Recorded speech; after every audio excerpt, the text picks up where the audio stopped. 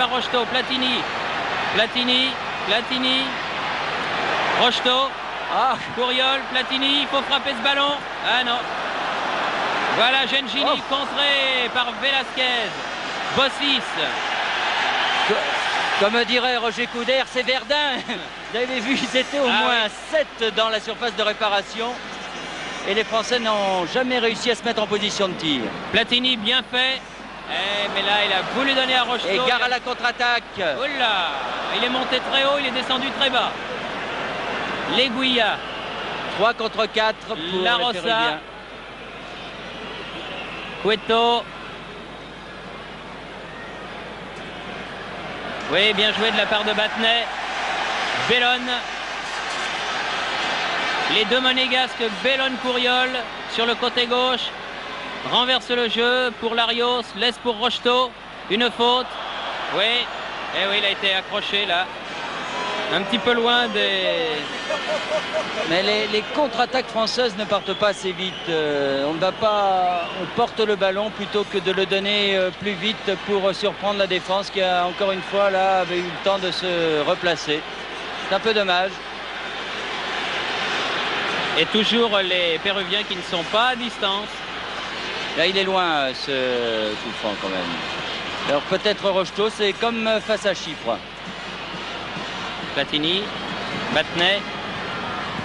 Ah oui, frappé du pied gauche, mais la balle est montée au-dessus de la cage de Ramon Quiroga. Il reste 2 minutes et demie. 0-0. Et un match plaisant. Ah oui, c'est un bon match de football, c'est incontestable. Il y a du spectacle. Les deux équipes se livrent à fond. On n'a pas l'impression d'assister à un petit match d'entraînement amical. Encore une fois, la raison en est très simple, c'est que les joueurs veulent absolument gagner leur place pour le mondial. Battenet de la tête, Cueto, Velasquez, Diaz, Olachea, Oblitas. Oblitas, il tient bien sur ses pattes, hein, Oblitas. Oui, puis il va vite en plus. Léonard Specht, Larios, Platini. Le contre lui est favorable. Amoros.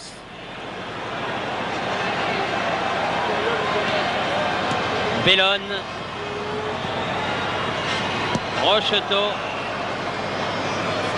Ah, joli coup de tête de Battenet car le pied s'était levé. Là, oui, il a raison Platini de protester car il y avait une faute de Legia sur lui, une obstruction.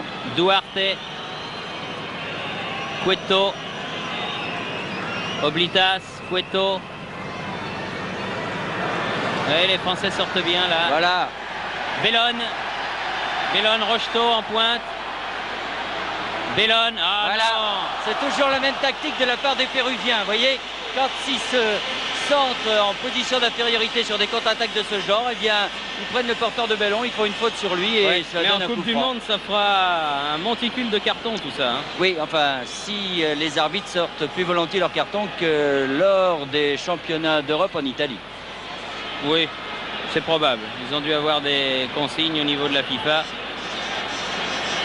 Et un nouveau coup franc, excentré celui-là.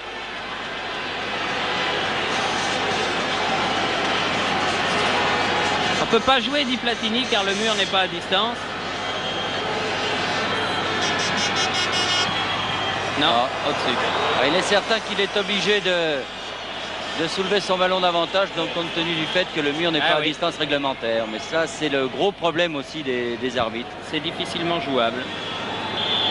Et mi-temps que siffle monsieur Dainea sur la marque donc de 0-0 entre l'équipe du Pérou et l'équipe de France.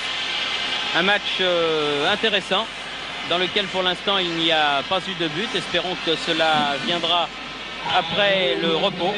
Nous allons donc rendre l'antenne à nos studios de la rue Cognac-Jay et puis nous reviendrons ici au Parc des Princes pour la deuxième mi-temps. Ici le parc, à vous Paris.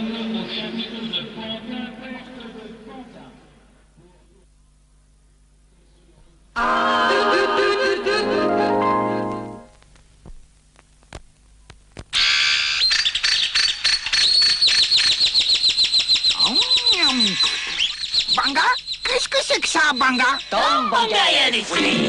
Juste ce qu'il faut. Dans Banga, il y a de l'eau. Oui, mais pas trop. Il y a des fruits, il y a de l'eau. On peut boire à gogo. Un gogo de Banga. Banga, c'est rigolo. On n'en boit jamais trop. C'est frais, c'est aux fruits, c'est Banga. Valentine propose une peinture spéciale plafond qui sèche très vite, mat et lumineuse. Valentine est acrylique, c'est blanc plafond lumière. C'est blanc plafond, lumière de Valentine. Moi j'aime le rock hard et la saucisse sèche. J'ai du goût pour juste un bridou. Il est le rock hard et la saucisse sèche. Ça donne de la pêche. Une bonne saucisse sèche. Y a des goûts dans juste un bridou. Juste un bridou. Ouais. Pour les champions du ballon rond, Mondo a fait Tango Hot Play en matière spéciale. Tango Hot Play, le ballon des petits champions. Jambes un peu lourdes. Synthol en friction. Synthol, ça fait du bien là où ça fait mal. Votre argent est bien au Crédit du Nord. Au Crédit du Nord, on vous informe. On s'occupe de vous avec beaucoup d'attention. Tout est dans le livre de banque du Crédit du Nord. La fiscalité, les placements, la retraite, l'orientation des jeunes. Et il y a toujours au Crédit du Nord quelqu'un qui vous écoute, qui vous renseigne, qui est là pour vous aider. Crédit du Nord.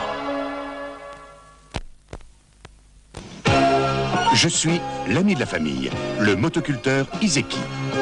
Au printemps, avec mon Brabant Izeki, nous labourons le sol efficacement.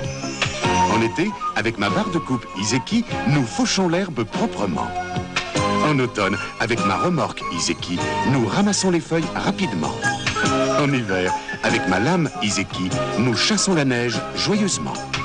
Je suis l'ami de la famille avec tous mes outils Izeki.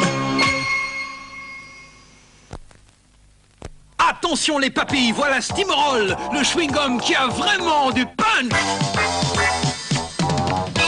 Steamroll chewing-gum va mettre toute la gomme et pour longtemps, ça va chewinguer au palais. Ouais! Steamroll, le chewing-gum au grand goût. Put your hand in my pocket. 1, 2. I'll put mine in yours. 3, 4. And 1, 2, 3, 4, 5. The 5 Elite Cooper is moving with 5 pockets. 1 pocket, 2 pockets, 3, 4, 5 pockets. Coming to the 5, 5, 5, 5. 2 pockets like this. 1, 2. 2 pockets like that. 3, 4. 1 little extra. That's 5, 5, 5. The 5 Elite Cooper is in the pocket. Elite Cooper. 1 pocket, 2 pockets, 3, 4, 5 pockets. Elite Cooper is in the pocket.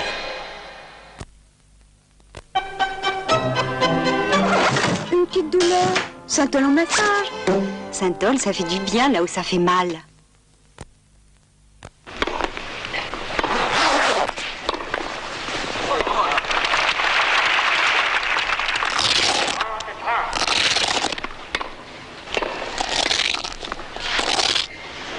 Méfiez-vous d'un adversaire en Noël. Chaussures Noël.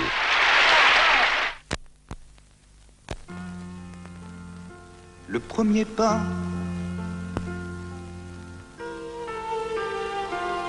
Le premier pas. J'aimerais qu'elle fasse le premier pas. Hey. Le premier pas d'amour. Son premier parfum. Guirlande de Carven.